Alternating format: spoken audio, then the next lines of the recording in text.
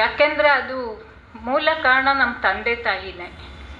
ನಾನು ನಮ್ಮ ತಂದೆ ಬಗ್ಗೆ ಹೇಳಬೇಕಾದ್ರೆ ನಮ್ಮ ತಾಯಿನೂ ಅದ್ರ ಜೊತೆಗೇ ಬಂದಿದ್ದಾರೆ. ಏಕೆಂದರೆ ನಮ್ಮ ತಾಯಿ ಸಹಕಾರ ಇಲ್ಲ ಅಂತಂದಿದ್ರೆ ನಮ್ಮ ತಂದೆ ಈ ಮಟ್ಟಕ್ಕೆ ಬೆಳೆಯೋಕ್ಕೆ ಸಾಧ್ಯನೇ ಇರಲಿಲ್ಲ ಅನ್ನೋದು ನಾನು ಹೇಳಲೇಬೇಕಾದಂಥ ವಿಷಯ. ಇವತ್ತಿಗೂ ಕೂಡ ನಮ್ಮ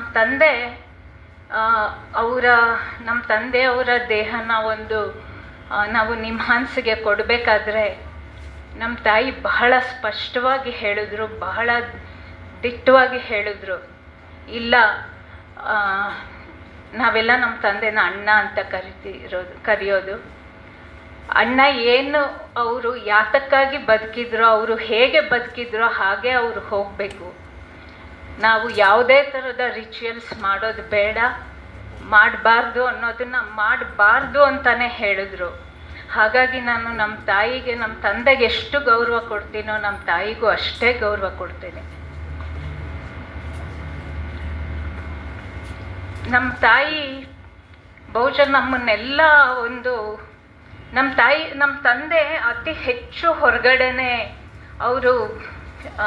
ಹೊರಗಡೆನೇ ಇರ್ತಿದ್ರು.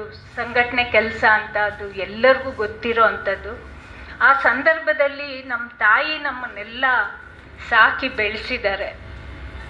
ಅದು ನಮಗೊಂದು ಮಾನಸಿಕವಾದ ಧೈರ್ಯ ಮತ್ತೆಲ್ಲ ಕೊಟ್ಟಿರೋದು ನಮ್ಮ ತಂದೆನೇ.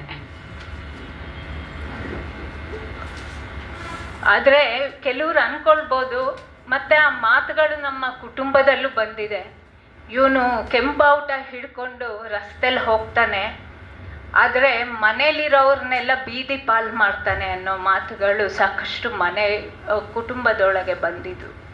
ಆದರೆ ನಮ್ಮ ತಂದೆ ಒಬ್ಬ ಇಡೀ ಕುಟುಂಬದಲ್ಲಿ ಹಿರಿಯವನಾಗಿ, ನಮ್ಮ ಕುಟುಂಬದಲ್ಲಿ ಅವರೇ ದೊಡ್ಡವರು 10 ಜನ ಮಕ್ಕಳಲ್ಲಿ, ಆದರೆ ಇಡೀ ಸಂಸಾರದ ಜವಾಬ್ದಾರಿನ ಹೊತ್ತರು.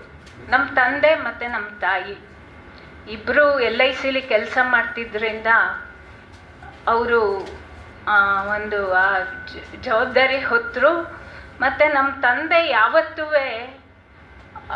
ದುಡ್ಡಿಗೆ, ನಮ್ಮ ತಂದೆ ಆಗಲಿ ನಮ್ಮ ತಾಯಿ ಆಗಲಿ ಇವತ್ತಿಗೂ ಕೂಡ ಅವ್ರು ಯಾವತ್ತೂ ದುಡ್ಡಿನ ಹಿಂದೆ ಹೋದವರೇ ಅಲ್ಲ, ಸ್ವಾರ್ಥ ಇಲ್ಲ.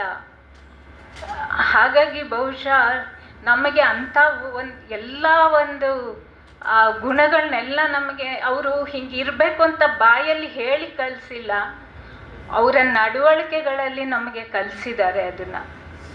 ಅದಕ್ಕೆ ನಾವು ನಿಜವಾಗ್ಲೂ